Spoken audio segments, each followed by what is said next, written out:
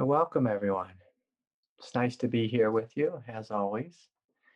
I know there's been some requests recently to invite Doodles for satsang, but Doodles has a special job on every evening around 6:30 or 7. He's supportive in putting my little girl to bed, and he feels like if he's not in bed, snuggling away, that he's not doing his job. And so one of these days, Bonnie stays up late. I'll see if I can bring him into the room. Yeah. So, anyways, in all seriousness, it's nice to be with all of you. Truly, truly. I know at some point I mentioned creating a meditation time for the Europeans, and I'm still working on it. Just the problem is my schedule is so booked into the future that I'm having trouble carving out a time that it will actually work. So I'm working on that. Trying to think if I have any other announcements. A big thank you to all of you for your continued donations and support. Those are really helpful, especially during these times. So thank you, thank you. It's your support that makes these broadcasts available. And you know how my biggest expense. You know how technology is. It tends to have a habit of having a shelf life for some reason. So anyway, so thank you for that support, and that's real helpful in helping these broadcasts uh, be able to be shared. Okay, so I'm going to invite everyone just to find your center. And tonight I'd like to spend a couple of minutes speaking about allowing everything to be as it is. Allowing everything to be as it is. And so this is one of the greatest qualities of true nature.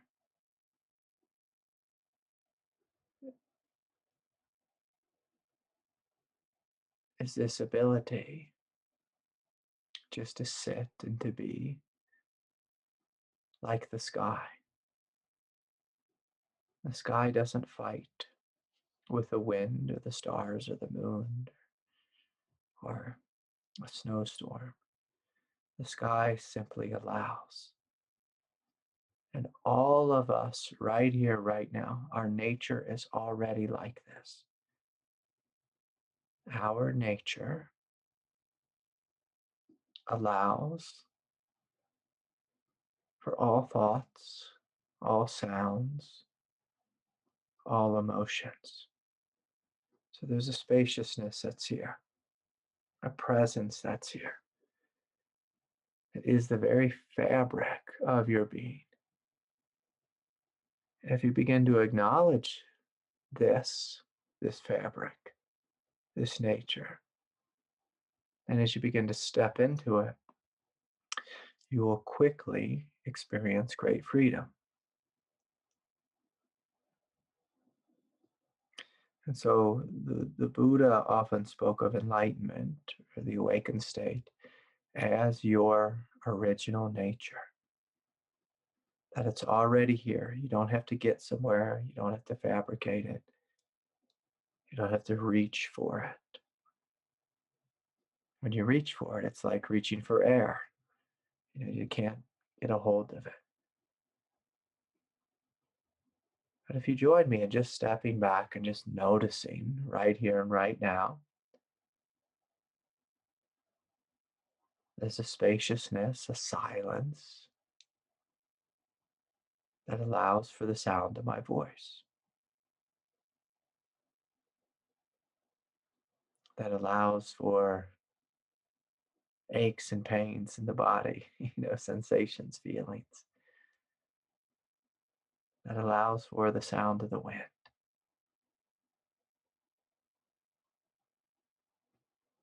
And so this quality of mind, this quality of true nature, it's already here. And in this moment, I'm simply inviting you to pay attention to it. And as you turn your attention toward the very fabric of your being, you might notice just this gentle sense of relief. And if you follow that stream and jump into that ocean, you begin to experience a massive sense of relief. If you were, deeply stuck in your ego. And so this direct experience of just stepping back into this spaciousness. And then when you look back at your life or your mind or all the doing,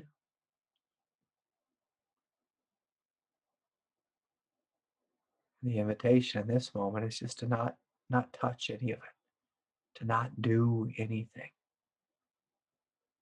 to not be anybody, to give yourself permission just to step back and to allow everything to be as it is. And when you really let go into this place, you'll find that a lot of your life, 60%, 70%, 80%, maybe 90%, a lot of your life will function quite well if you just allow it to be as it is.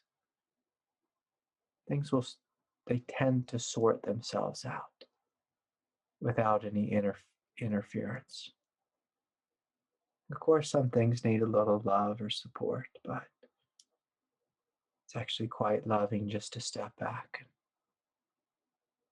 and allow life to sort itself out. To sort itself out.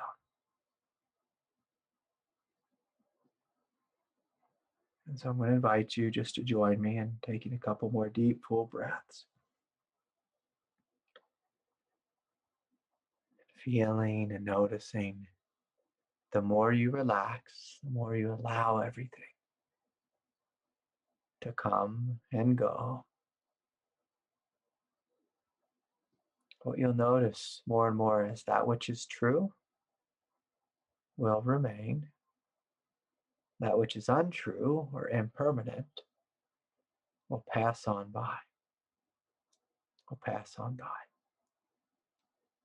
And so I'm going to invite you just to continue to feel into this spaciousness, allowing everything to be as it is. And allowing what's true, this quiet presence, to remain. And let that which is untrue, whether it's busyness from the day or thinking about this thing or that thing, just to unravel, to empty out. To empty out. It's letting it work itself out. And so, you can continue to breathe and to feel and to open. And I'm going to respond to a question I received, but I'm going to invite you to stay with your experience. I received a question from an old friend, Marcel, in Germany, Deutschland. Marcel writes, Craig, I find being aware about everything is nice and all, but as long as we feel these obscurations, in the mind, mental chatter, these types of things, as long as it takes mental effort to stay aware, means something about this recognition and awareness cannot be pure. And yeah, there's a truth to what Marcel's writing. He wrote a really long question. I just kind of reduced it down to this one point. So when we allow everything to be as it is, it's the opposite of efforting. there's any effort at all, it's just stepping back. It's stepping back. And if you could imagine, and we'll have some fun here, if all of us uh, could just teleport ourselves, our consciousness, to, let's have some fun here. Let's go to Maui. Let's go, let's travel around the island a little bit. On the road to Hana. On the road to Hana, it's a road that's on the cliff overlooking the ocean. And as we stand there and look out at the ocean, it takes no effort to be aware of the ocean, the waves. We're just witnessing the magnificent beauty of this beautiful planet. We're noticing how big, how vast the sky is, how immense and alive and vibrant the ocean is. You might notice some birds floating through space, maybe a whale in one of the coves, just swimming around a little bit. And Marcel, when I speak about awareness in this way, it doesn't take any effort. Like when you're looking at a sunset, it takes zero effort. And so I'm going to invite you just to soften your effort, but just see if you can still be awake. See if you can give yourself permission not to touch any of the thoughts that might pull you away from your presence. And for some of us, when we try to be aware, there's an aspect of our critic that comes forward and says, am I doing it right? How can I do this better? I need to be able to maintain this. It's like when you're looking at the sunset, you're not trying to maintain the sunset. You're just like, wow, it's so beautiful. It's just beautiful. You are here with the sunset. And so in the same way, Marcel, I'm going to invite you to be here with your presence. And if that takes a lot of effort, it's good to ask, well, why? Like, why does it take effort for me to be here?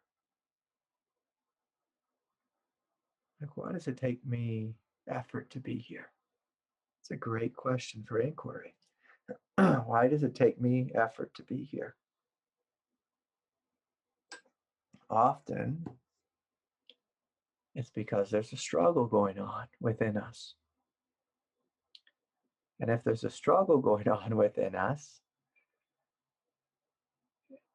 the great question is can we respond with love? With love. And so maybe our struggle is just that we have a controlling nature, a superego, that's trying hard to control. I need to do this right. I need to hold on to awareness. You can't hold on to awareness. Like holding on to awareness, like holding on to your body. You can't get rid of your body until you're dead. Until you're dead. Then you happily drop the body and go to heaven. But you can't get rid of the body. You can't get rid of awareness. You can't hold on to it. If you hold on to your body, it will drive you crazy. Eventually, it's exhausting. If you don't hold on to your body, you notice it's still here. The same is true with awareness. So if we're struggling with maintaining a wakeful presence, being here now, as Ram Dass famously said, if we're struggling with being here now, then whatever struggle is within us, it needs love. It needs love. And so if there's a struggle within us, you can step back and just see if the struggle will work itself out. Well, that's just allowing it to be as it is. You're giving it a little bit of space, breathing a little bit more fully, and seeing if things soften and let go. And sometimes there's a barking dog at the neighbor's house, and the mind wants to go tell the dog to, shut the heck up. But if you just sit for a little bit, eventually the dog settles down and goes back to sleep. It realizes it doesn't need to bark constantly for its entire life. So sometimes it's like that, but other times we have to be more surgical. We have to turn around and look at what the struggle is and say, oh, yeah, there's something here. I have a neurotic superego that's trying to control. What does that boy need so that he can relax? What does the superego need so that they can relax within us?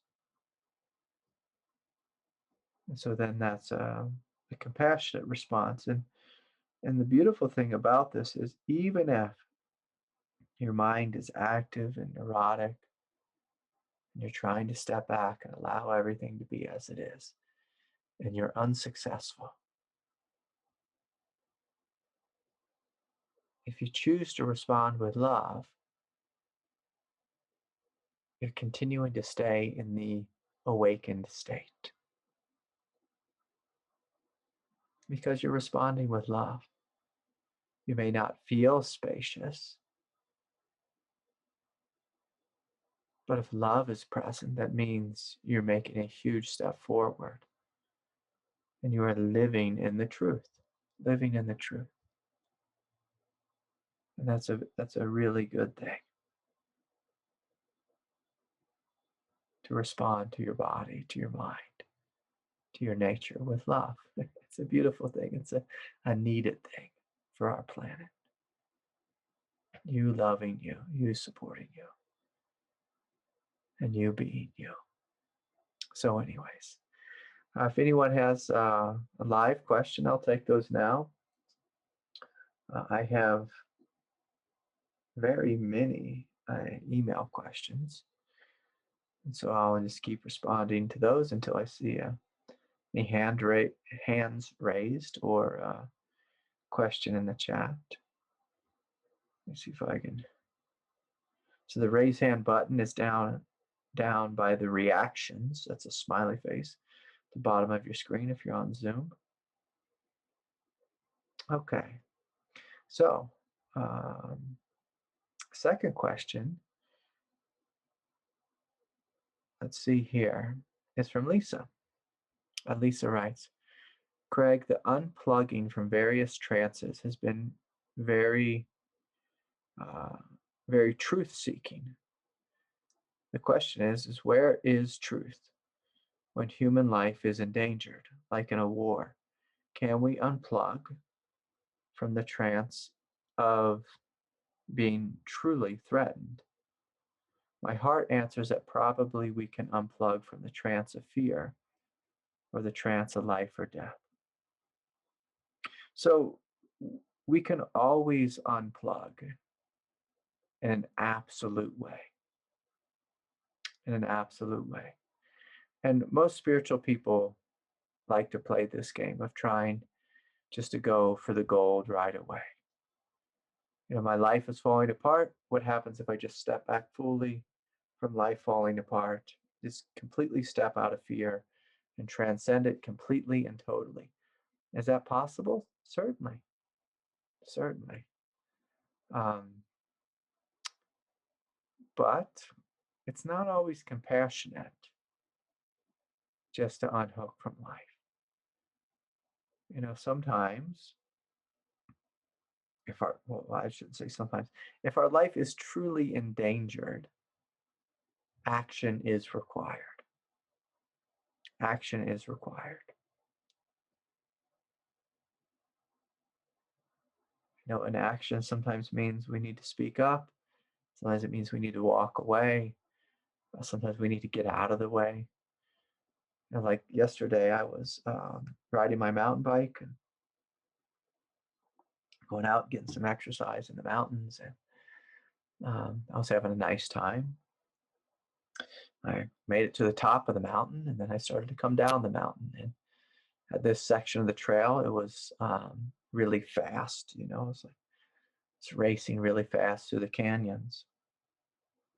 And there was a couple behind me, and they were, far off in the distance behind me.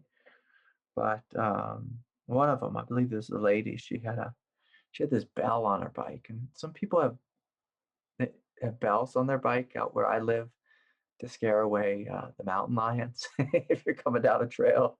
So it's like a bell sound that's just like ringing constantly, and to scare the cats away, so you don't come up on one of them and frighten one, then they might attack you. They'll if you scare them with a bell, they might just run away. And so I was going down the trail, and I was going really fast, as fast as I could go. And I'm no granny on a mountain bike. And I heard the sound of the bell, and it just started getting closer and closer and closer. And pretty soon, and this is some really, difficult terrain. I was going very fast. Pretty soon, this woman and this man behind me were really, and it's a single track trail, so it's super skinny, little mountain bike, and there's no real room to get out of the way. And they were just really riding, just like maybe a foot behind me, which is way too close. It's uncomfortably close. It's actually quite rude, in a sense, to run someone off a trail. And, that's what she was trying to do. She was trying to push me out of the way. And, I was feeling pretty frustrated and nervous that they were just going to run into me. And finally, I found just a little section, a place, where there wasn't trees. And I quickly veered off the trail.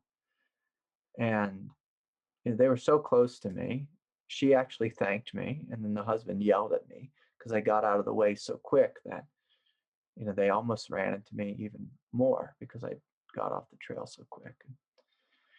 And so I looked at the situation a little bit like, geez, like, y'all are running me off the trail here. It's quite mean, rude, and actually dangerous. But, I was scared. I was scared that they were going to run into me and cause an accident for myself and them. And so action was required. And the action I took was just to get the heck out of the way. And someone was being very aggressive.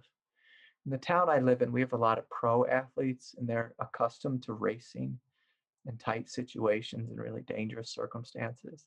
A lot of professional mountain bikers. And I'm fast on a bike, but I'm not, I'm not a professional, on the specialized team or anything. And I kind of laughed, just like, that they were being jerks is what they were being. And, so when you're in a dangerous situation, you need to act. You need to act. I mean, I could have just transcended the fear, but it wouldn't do anything for me, and it actually wouldn't have done anything for them. It actually would have been more of a nuisance for them if I just continued on, letting them be real close to me and dangerous. I mean, there's a real chance there would have been an accident. And so when we're in dangerous situations, it's important to be incredibly grounded in your being.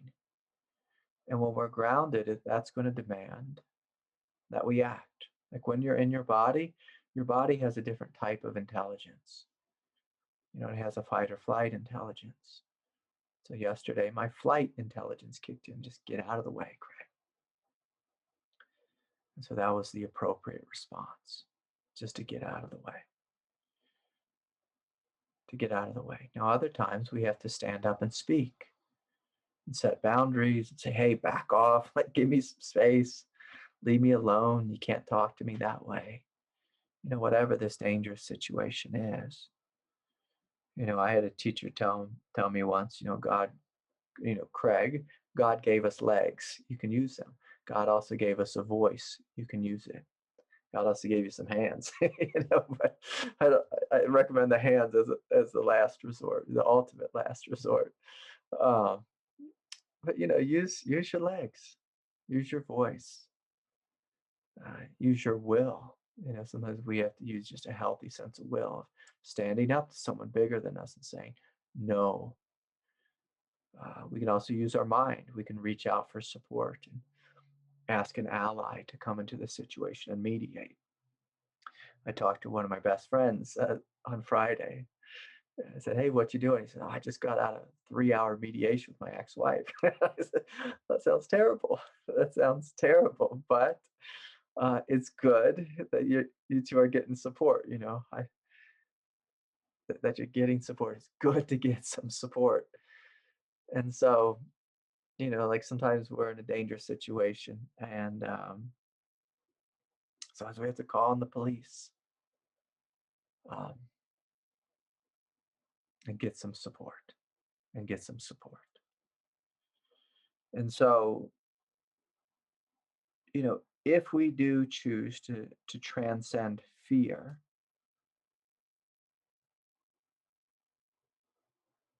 I'm going to say this differently. Before we choose to transcend fear, then just step into an absolute realm where fear doesn't exist. I'm going to encourage you to compassionately ask, like, what is the truthful? What's the right response in this situation? What does my body need? Am I safe? So before we transcend fear, a good question is, am I actually safe? Like, I do all kinds of dangerous things.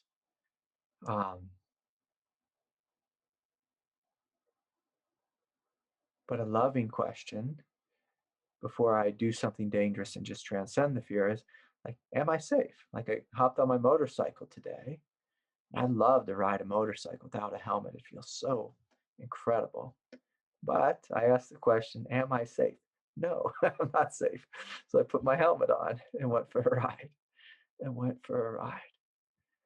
So you want to ask, am I safe first, Lisa, before you transcend? Before you transcend.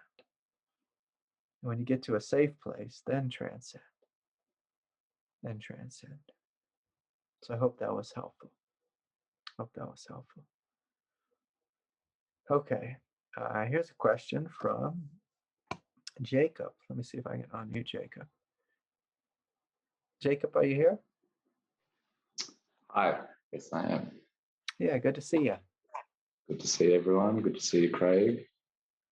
And it's nice to be here today. My question, I get caught up in, you could say, the trance from time to time, especially if I'm, say, surrounding myself around certain people. And, I get, say, pulled into their frame, their energetic frame.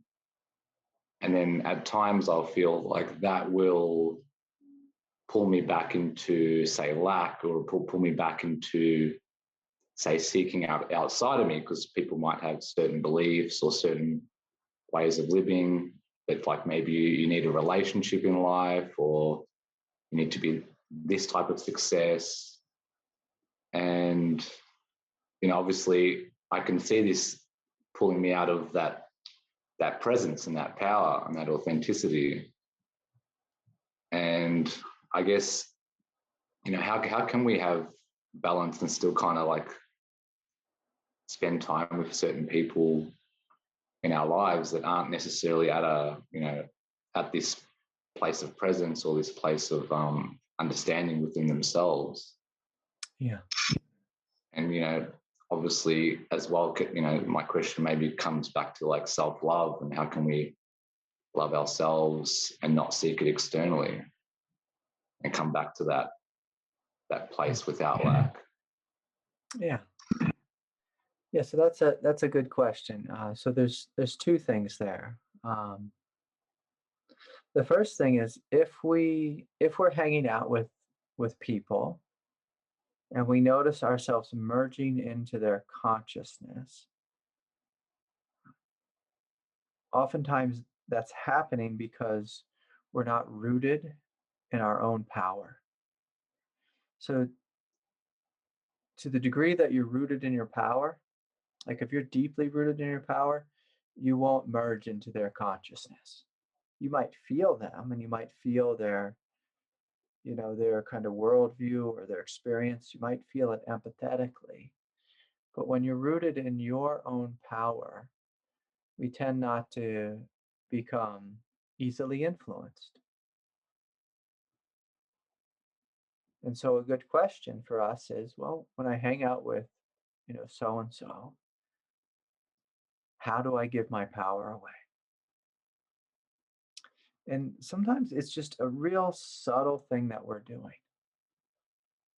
And sometimes it's like a tribal thing that we do. We all know this experience of when you hang out with your family, especially mom and dad, if you still have a mom and dad, if you go hang out with them, oftentimes, we give our power away to mom and dad and we become, like a 14-year-old or 17-year-old kid again in their presence. We join them in their worldview that they're the boss and they know better. Or, we step into that rebellious teenager where we know they know better, but we're trying to assert ourselves and our authority. And so it's a real question of, well, what happens to your power, Jacob, when you're hanging out with others? And for you, you're really mature spiritually, and so it's to look is in a very subtle way. Like, why am I falling into their worldview? Like, what is it? And oftentimes our ego in a tribal way, and actually like a polite kind of way, we tend to just join people where they're at. And at some point on the path, we realize, oh,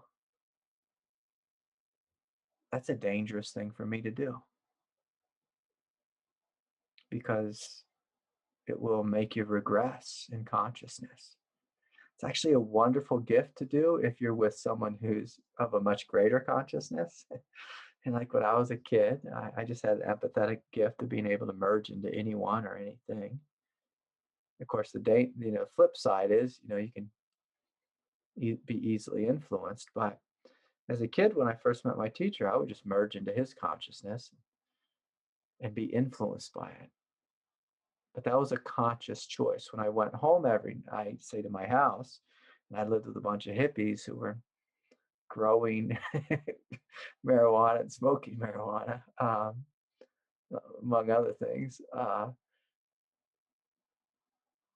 I didn't join them, in their games and their antics. I joined them at the dinner table and we had a good time together, certainly.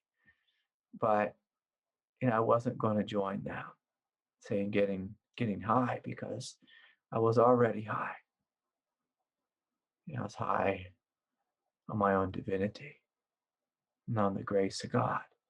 And so this is something you have to protect, Jacob. And we don't want to protect it in a way that's like where we're contracting inside, but more we protect it in the sense of like just honoring what Jacob is. That Jacob is this divine being and he has this type of realization, and you know who you are. And so when you go hang out with others, you don't make yourself, you don't lower yourself to their level. You can meet them fully in love, but we don't want to lower ourselves to their level. And like you said, at the end there, about self-love, that's the second thing here, is this is a radical act of self-love.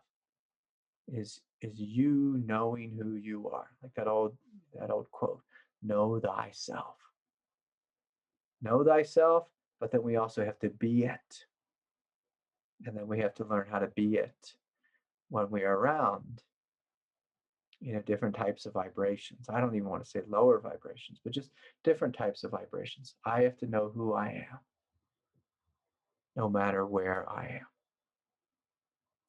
No matter where I am. I have to know who I am, no matter where I am. And can I stand in that truth? And I stand in that. And part of it is you consciously claiming it. And this is a challenge that I've been giving to most of the Sangha this last year. Is not only can you realize your divinity, but can you claim it and manifest it, live it, live it, live it, be it, share it, share it, and not join others in a lesser thing, but actually be a light that lights up the world. Be a light that lights up the world. And that takes courage, because the ego, again, it likes to keep everything same in an equal playing field, but life is not equal. We're all equal in essence, but we're certainly not equal in manifestation. We're certainly not equal in manifestation. And so that's the challenge, is can we manifest and live from our highest truth? And in this way, the world will change. But if we all merge into empathetically the lowest common denominator, then the world will change at a very slow rate. Very slow rate. But if the higher among us and within us chooses to live the truth and claim the truth, be the truth, no matter the circumstances, then the world will quickly change, because we'll be inspirational to others.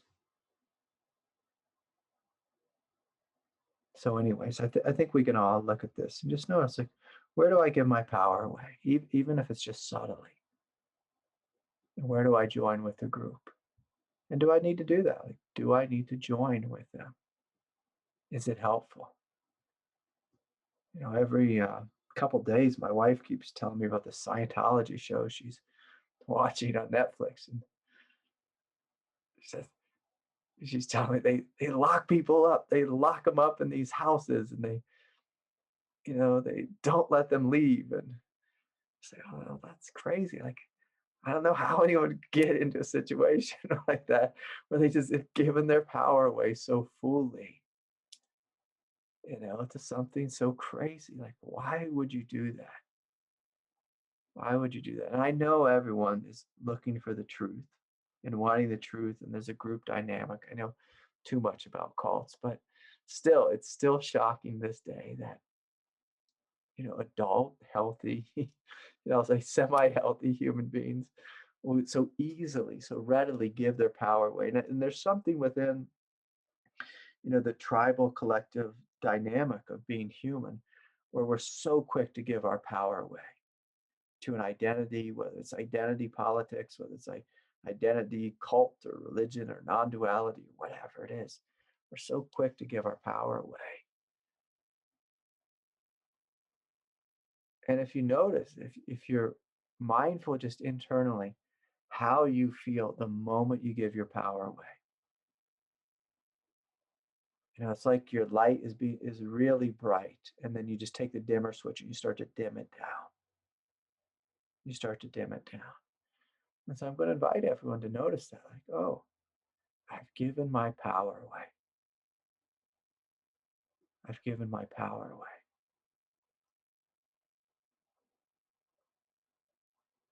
And that's not helpful. And it's not helpful. In a funny way, I was actually thinking about this earlier today, that the majority of the time I've spoken to one of my teachers, my teacher Adya, a long time ago. I used to speak with him, and I'd have a question in my head. I already knew the answer, but I'd give my power away and ask him the question just so the two of us could interact, just because I wanted to interact with him. And I was reflecting on that today. He even told me, once that he did that as well with Gangaji, that he just would manufacture a question just to, just to have something to talk about, just to connect with the teacher. Otherwise, you'll just be sitting in silence. And so, it's not like the worst thing for us to do. But at some point, I realized I just don't have any questions. anymore for this Zen master. And so then I just connected through the heart, just in silence. And I found that, a lot of times I'll hang out with a group and maybe the vibration's really low. And I'll do one or two things. I'll either try to actively raise the vibration, if that's the truth, and just through being a natural leader, or just being really silent and connecting to everyone through the heart, through this space of love, seeing their divinity and connecting to their divinity, but not connecting to them through, their place on the path. If you ever step into someone else's place on the path, it'll feel, well, it just won't feel good to you because it's not the truth. So anyways, I hope there's something helpful there, Jacob. Yeah, good to have you. All right, let's see here. Here's a question. Craig, would you be willing to share any insights you have around, this is a fun one, tantric sex, celibacy, and cultivating healthy relationships with sexual partners? Yeah. Yeah, let me feel into that question. So, I'm a big fan of love. And like, if we're going to be in relationship, you and I, any kind of relationship, whether it's student teacher, whether it's romantic, whether it's father, son, or daughter, whatever, a friendship. For me, love is the prerequisite. It's just going to start with love. It's going to start with love. In fact, I was with one of my friends actually yesterday, and he's kind of been a little bit beat up by life and a really hard time. I'll just say this, with the ladies, going through a messy divorce. And, he's told me he just wants to sleep with women. I thought, that's something that I've never been able to do. I have to have a loving relationship first as a container. And so if we're talking about this topic of intimacy, whether it's with another or with celibacy, we want to have love be there first. Celibacy, it's you loving you loving God, you being in this intimate relationship with God. Whether it's the realm of Tantra, I'll say this about Tantra.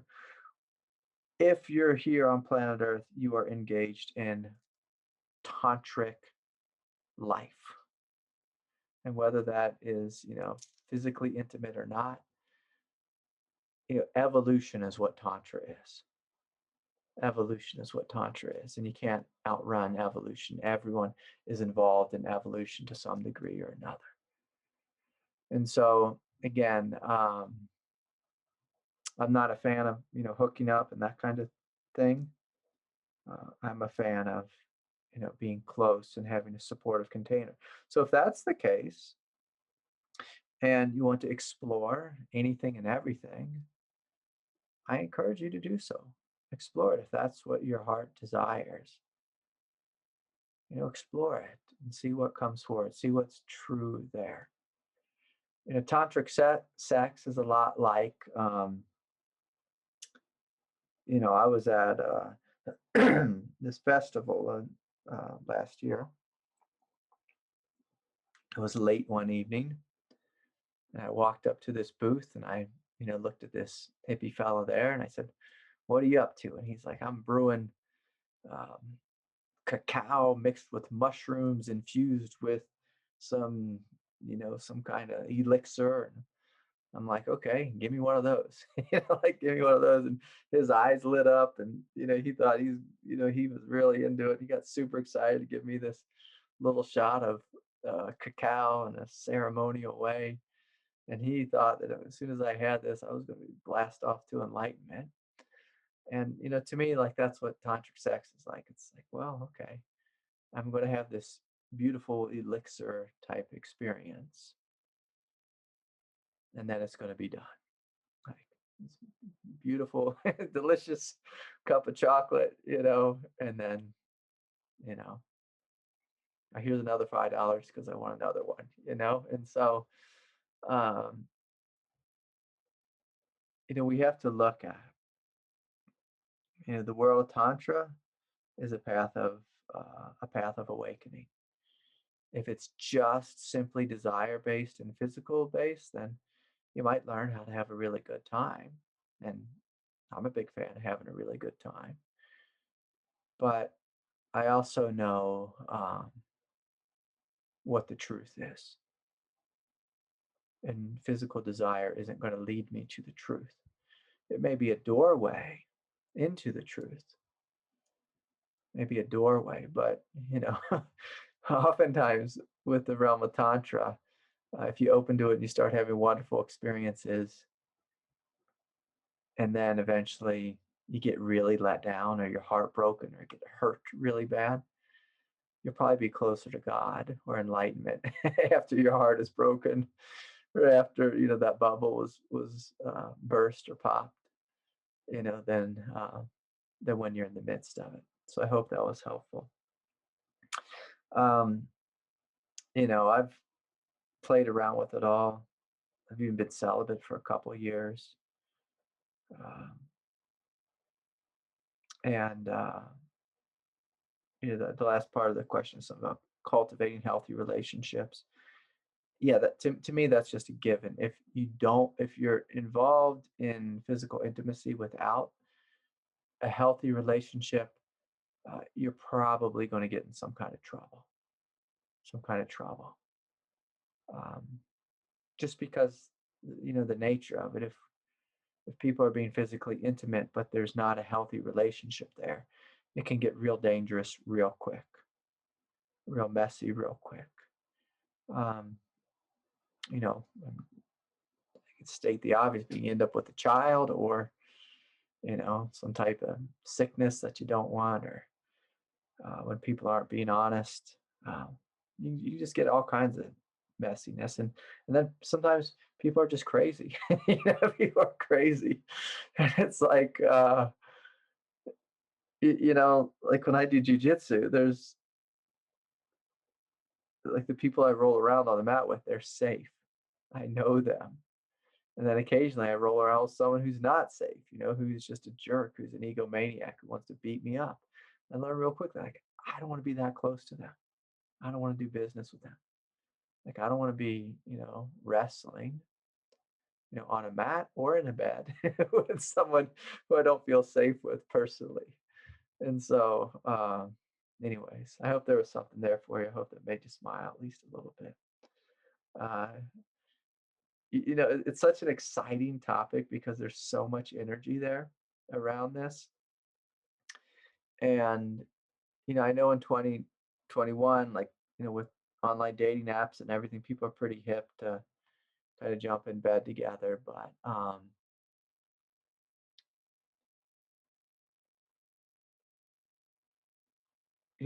there's something that happens when we're real close to people, just like Jacob was speaking, just like hanging out with people, you tend to take on their karma.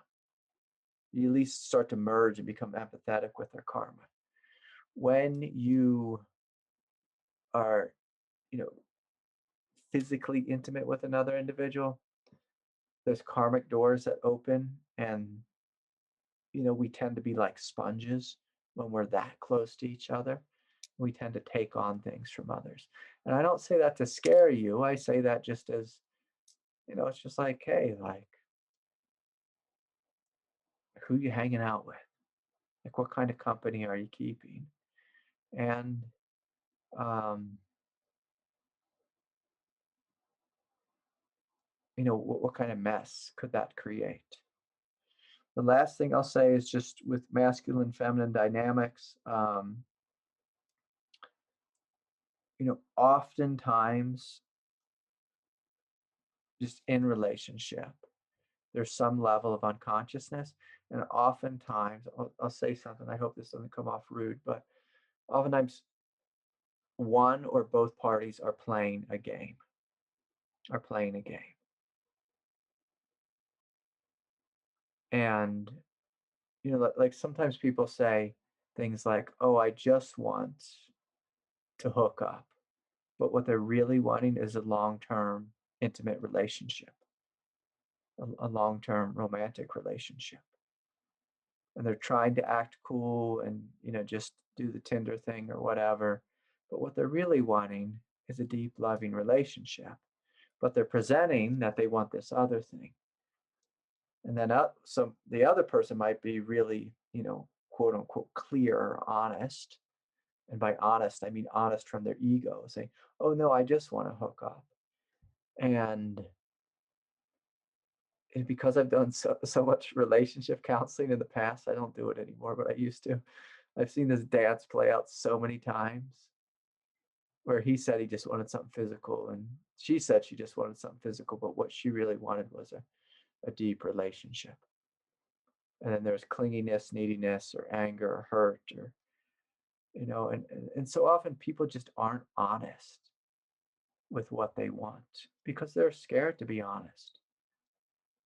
And for me, I was always really honest. I would just tell someone on a first date, this is what I'm looking for. This is what I want. This is who I am. And I found people really liked that. That I was completely honest. It never was, uh, the physicality at the top of the list. It was always love. It was always love and lifestyle for me at the top.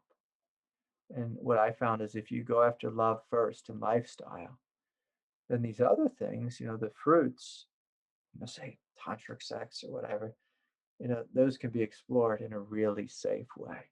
And you can actually go quite deep with it if there's love and alignment of lifestyle and values first versus putting sex first.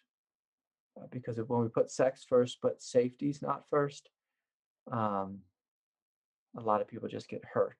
And people aren't willing to be fully open to really step into the tantric realm. So anyways, okay, I'm going to shut up around that one because there's a lot of questions. Okay. Hi, Craig. Thank you for bringing this topic up. Giving my power away and merging with everything around me out of a sense of guilt, smallness, unworthiness, and helper syndrome. I used to have helper syndrome really bad.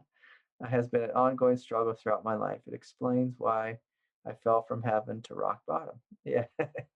Taking back my life and claiming my power is my life topic. Yeah. And so, a good game to play when you're sitting, say, in a group of people and you begin to notice yourself giving your power away. So, and say, for example, like doing the helping thing, you're noticing yourself like this energetic kind of karmic tendency just to become the helper again. It's just to stop and to breathe into that, to feel the discomfort of not helping, and just to notice, oh, I'm okay.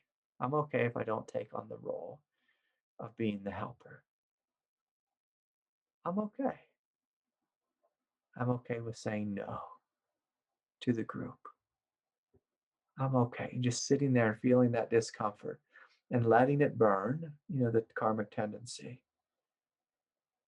And then just allowing everything to be as it is, just not touching it. And just noticing what it's like not to be the helper. Oh, I'm actually okay. I'm okay. They are okay. Love is still present. This spaciousness is here. This is beautiful. Yeah. Okay. Let's see if I can get to all these questions. Hi, Craig. This is a beautiful one here. Hi, Craig. I have lost my soul through misconduct. Have you ever come across such a disaster? How can I ever have it back? I would give my very life for this. Yes. And so I want to be clear here. You cannot lose your soul.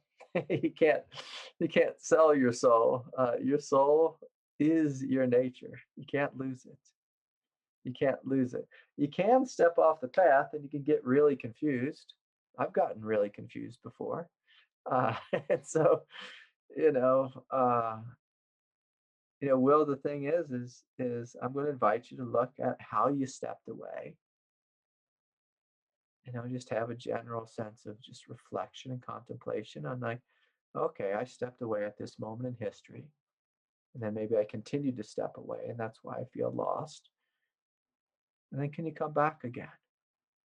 And if you're at a place like this, if you're showing up to a satsang or you're in a church, or even if you have a question like this, like that's actually your soul speaking. And I'll translate it because the when it is speaking, but it kind of was filtered through the ego and probably mixed with some unworthiness. But what your soul is really saying is, I need to get back on track. Like that's the truth here. I need to get back on track. And one of the quickest ways to get back on track is to show up to a place like this, go to a church, do an hour and a half of meditation or yoga, start praying and opening your heart to God. But please do not put a wall up between you and God. Don't put a wall up between you and me, between you and yourself. The wall of judgment, saying you lost your soul through misconduct. Look, all of us here on planet Earth have been idiots. We've all been fools. We've all made great mistakes, myself included. We've all done horrific things, myself included. And so can you forgive yourself?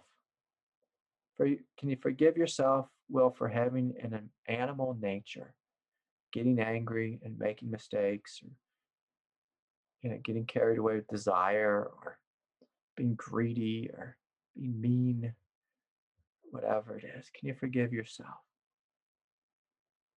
Just come back. Come back home to your heart. Come back home to truth.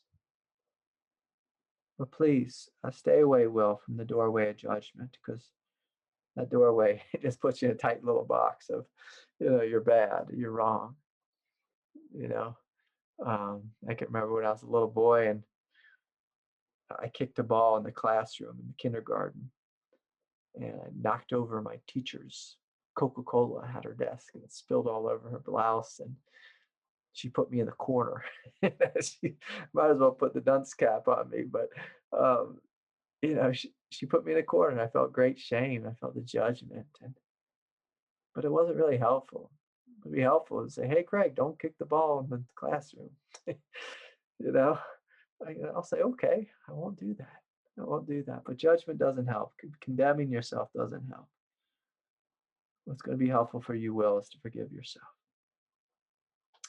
Okay. Let's see. Hi, Craig. I have social anxiety and fear of being judged and criticized. How can I heal and transcend this fear? I have social anxiety and fear of being judged and criticized. So if we have anxiety,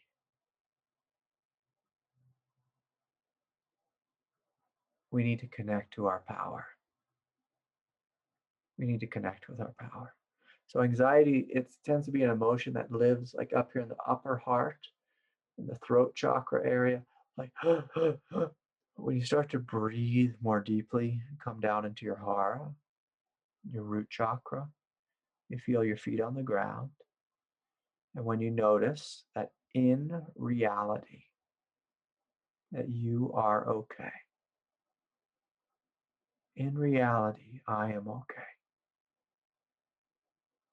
And that's what heals anxiety. And so if you're in a situation and you're feeling anxious, I'm going to invite you just to start to breathe more deeply and fully. Come into the belly. Feel your feet on planet Earth. And just to notice, I like to look at my body literally. Notice, I'm actually okay. Noticing that you are actually okay. That you're okay. You're okay. So the question was, how can I heal and transcend this fear? When we have anxiety, we don't heal anxiety through transcendence. We heal anxiety through love and embodiment. It's breathing into the anxious one. Breathing into the anxious one. And so we need to go into the anxiety, breathe into it, feel it, experience it. Notice the thoughts of social anxiety, like, oh my God, like, what am I going to say? Just notice those thoughts, but then come down into the belly. When you come down into your belly, and you notice thoughts like that, those thoughts quickly dissolve. Because when you're in your belly, you don't really care about what you're going to say or how you're perceived or what other people think about you. When you're in your belly, you just know that you are good. You know that you're good. You know that you're pure. And so what could be real helpful for this is, breathing in the moment, breathing before the moment, like before you go into a place with lots of people, just getting deeply rooted and grounded in your belly. And just noticing, I'm okay, like I'm strong. No one's coming after me in reality. And even if people are thinking about you, you're probably going to be okay. We're going to be okay. Thoughts don't hurt us. Don't hurt us. So can you breathe into yourself and reconnect with your innate goodness? Okay. All right. Craig, do you have any advice for overcoming attachment to the material? Attachment to the material.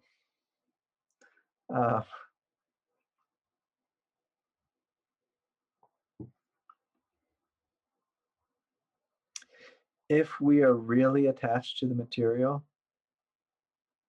it's good to ask, like, why am I so attached? And so every great saint and sage who's ever lived has said something like, all truth, all goodness, all beauty, all bliss, all freedom, all love is within, is within, is within. If we're attached to the material, we're under this trance that material goods can somehow give us something. Give us something. And sometimes it might be just helpful to buy a lot of stuff and just to sit with it, to look at the stuff you bought. Realize, like, gosh, this doesn't make me very happy. It doesn't really do anything for me. It doesn't do anything for me. It doesn't do anything for me. So sometimes it's just helpful to get the car that you want, the bike, the motorcycle, the toy, to get it. And after a while, you realize it's just a car. It doesn't really give me what I want. And so sometimes you have to get the material and be let down enough by it where you just actively learn, like, oh yeah, like that didn't do it. It didn't do it for me. It did not do it for me. So that's one way.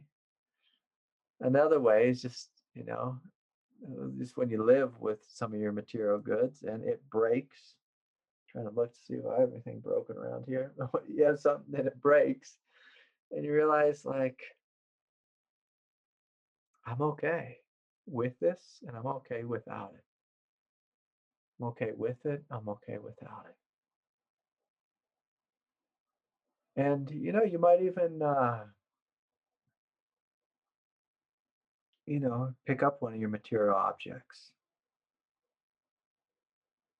and just sit with it, meditate on it, and just meditate on it disappearing out of your life. Notice, like, what happens. Like, oh, do you have fear there? Do you have sadness? Is there gripping there? And can you breathe into the one who's gripping? Can you breathe into that one and soften there?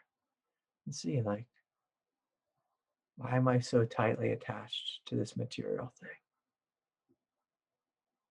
My teacher, often reminded me to treat all your stuff with respect. Treat it with respect. But, things also break. Things also break. Everything, everything you have will eventually break. So, anyways, uh, yeah, a good one. I've seen Jacob, pick up his phone here. A good one to play with is like your phone, and a great thing that I like to do is just leave my phone behind. you know, it really upsets my wife and my daughter. She's like, Dad, I called you. I'm like, yeah, your dad doesn't really carry his phone with him. He doesn't answer his phone. He doesn't text back.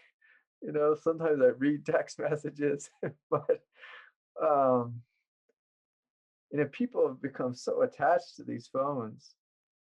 And that's a great one, just to leave it behind. And can you notice that you are okay? We were okay without these things. We were okay without these things. And I was watching a movie. I can't remember what it was last week or the other day. And I pointed, to the guy on the screen who was talking to a phone. It was a phone with one of these things, a cord coming off of it.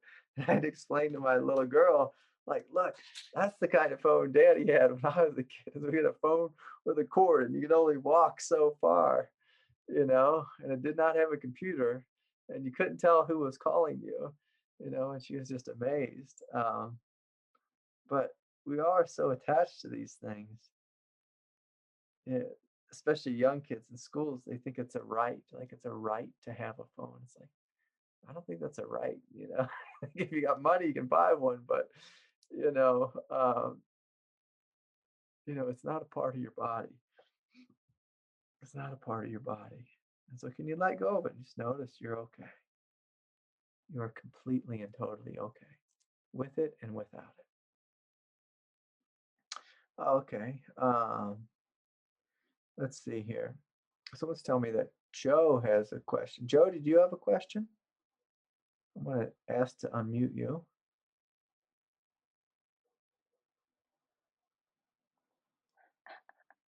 Hello, everyone. Hi, Joe. Hi. Somebody saw my question. Thank you. Um, I wanted to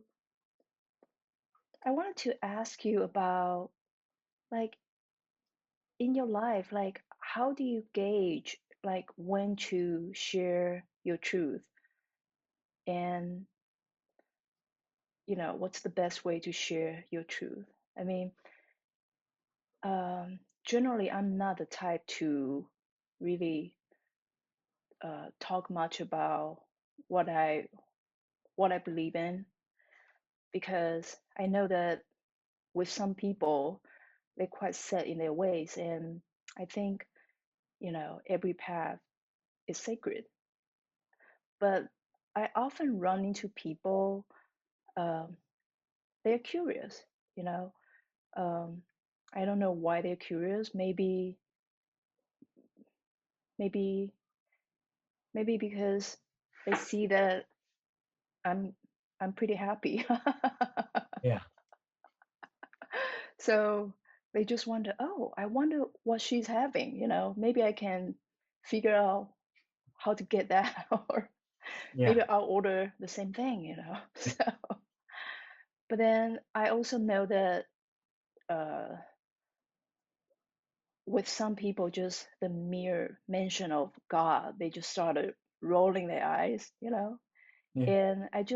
And also I feel like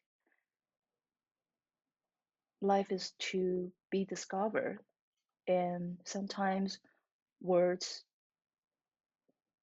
are just not enough. You just have to Yeah. live through it. Yeah. So I always wonder if I should share, and if I do, to whom I should share my truth with. And how do you gauge that in your personal life? Thank you. Yeah. Yeah. That's a beautiful question. Um, So one thing I want to acknowledge is, Joe, you already are sharing your truth. And just as you're sitting here with us, we can all feel your presence. There's a softness and a sweetness, like a quiet integrity about your nature. And it's quite stunning. It's quite beautiful. And so, one, I just want to acknowledge, even before you open your mouth and speak, you are already sharing your truth. All of us are sharing our truth. So our truth is vibrating out of us. It's vibrating out of us in every moment. And so it's important to acknowledge this that right away, that, if anyone's reasonably aware, and they walk into a room with you, like you said, they'll notice them. They'll say, oh, she's kind of happy. I'm curious about what that's about. And, for me, if someone's curious, then I'm going to speak. In fact, I almost feel obligated to speak if someone's curious. If someone wants to know, I'm going to share. But my teacher, he always told me, he said, Craig, speak in a language that the other person can understand and meet them at the level where they are at. And so I'm not going to talk about, like the absolute realms of divinity right out of the gates, because, if someone's, say, just beginning the path, I might just offer them a little something.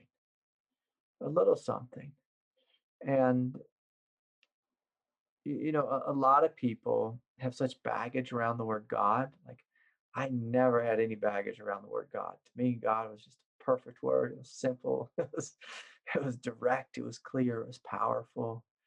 And so I loved the word God. I never had, I just didn't pick up all that baggage that a lot of people did. And so I'm really comfortable with that word. But if I see someone roll their eyes, I'll use different words, like light or peace, spaciousness, freedom, love. And so that's something that I just do empathetically. If I notice that a person, only just wants a little bit, I just give them a little. If they keep asking questions, I give them more. And then the other thing is, if they keep showing up, then they get a lot more. They get a lot more. And, there's nothing in me that's really gauging. For me, at this point, it just feels like it just kind of flows out of me. It just flows out of me. The same way, like, your presence is flowing out of you. But the thing that I'm going to invite you to notice is there something within me that holds myself back from sharing? Is there something that holds myself back? And is that the truth? Like, am I supposed to hold myself back? A lot of spiritual people are very comfortable being just the silent one in the room, the fly on the wall. But our world's not going to change if we're the fly on the wall. Our world's not going to change if we're a crusader either. So we want to not be a crusader or a proselytizer, and not be the fly on the wall, unless that's, our truth is just to be the fly on the wall. For you just to ask God, like oftentimes I have prayer. It's just, Lord, will you use me? Use me to do your work. And you'll find that, when God starts to use you, sometimes there'll be just like this little bit of pressure that comes from within that almost just like kind of forces you to speak. And it may feel uncomfortable if you're the silent type. But I encourage you just to feel into it and just to notice, like, what happens if I just went with this evolutionary impulse to speak up and just share a little bit more? Just to share a little bit more. Like, what's that like? What's that like? I can remember when I posted my first YouTube video. There's a little bit of fear. and a little bit of like self-consciousness and some self-judgment. But I just knew it was the truth. I knew it was the truth. So I had to learn how to get comfortable with it. And very quickly, I got comfortable with it. Then I had to get comfortable with being attacked. It's like, okay, I get comfortable with this. But it's like, again, it's like back to like that social anxiety thing. If someone's attacking me, it's like a good question. Like, am I okay if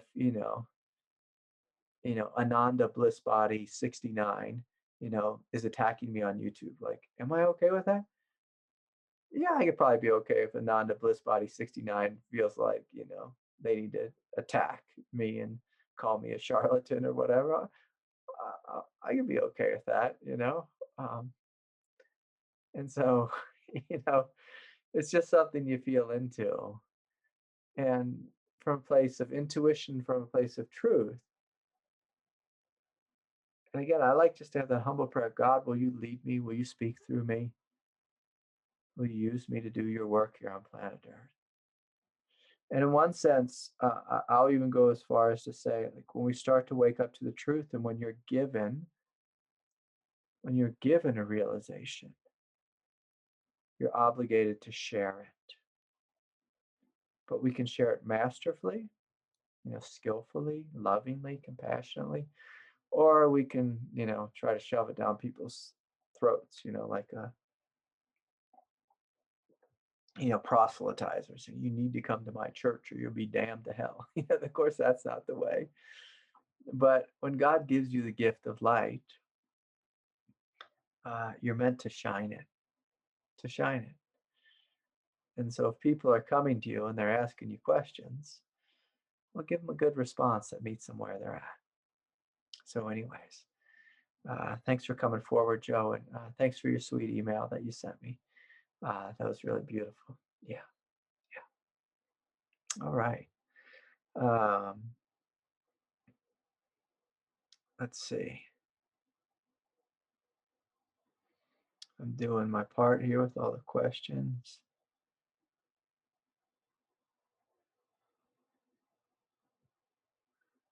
Okay.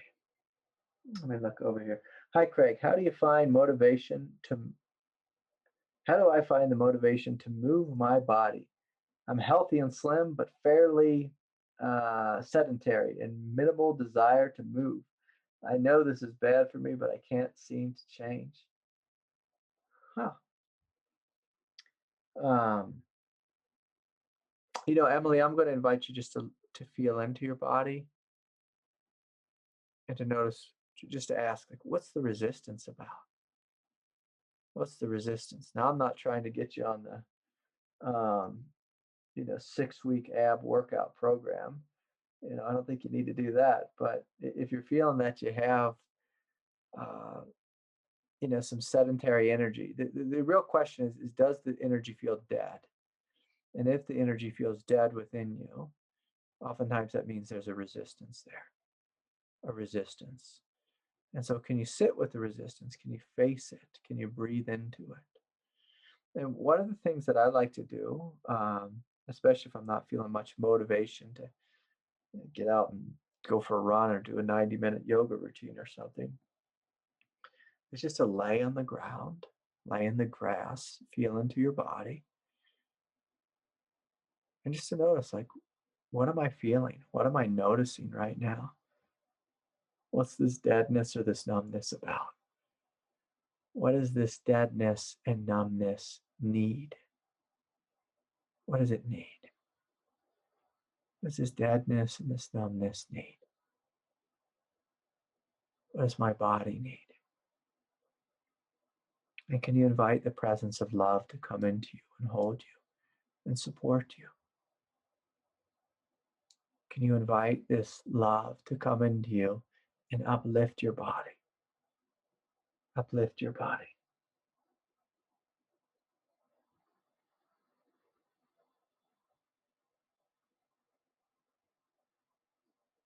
And so I'm going to invite us all just to gently feel into your own body and notice, what is your relationship with your experience? What does your body need? What does your body need? And can you invite those divine qualities into you? Some of us might need the quality of will, the quality of strength, quality of power, especially if we're struggling with our mind or our emotional nature or motivation. Some of us might have, too much egoic will. We really need to connect to divine will, which is again alignment with truth, like a power, a strength. And for some of us, we have a lot of heartache or tension, or we're feeling attacked by life or other types of forces. We're just inviting some support here. Our body needs support. And so we invite this love and this light to come into us, to hold us, to uplift us and heal us. Bring us into a greater light, a greater love, a greater healing place, a greater healing.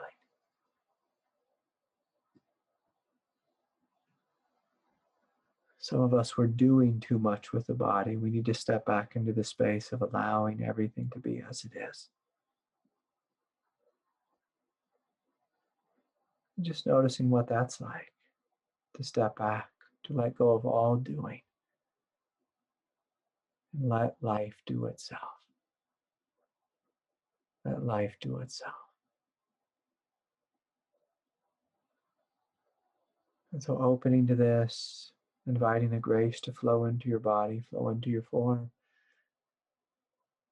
flow into your consciousness and heal you, uplift you. Inviting this greater quality of love to flow through you as your very nature.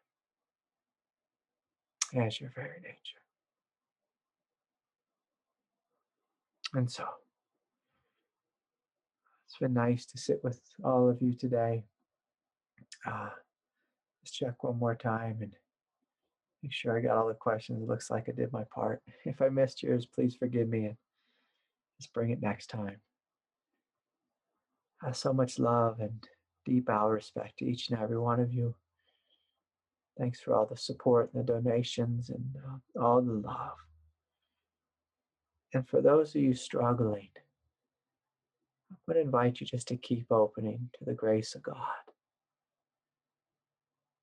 calling upon a silent partner in life. Life is hard, life is messy. Open yourself, let yourself be carried, supported, nurtured. Life's too hard to do it alone, to do it alone. So anyways, God is wanting, I'm sorry, God's really wanting, she's really telling me. There's an open invitation to call on her for support, to let her lift you up and guide you home. So anyways, take advantage of that. Good to see y'all. All right, bye for now. Good night, everyone.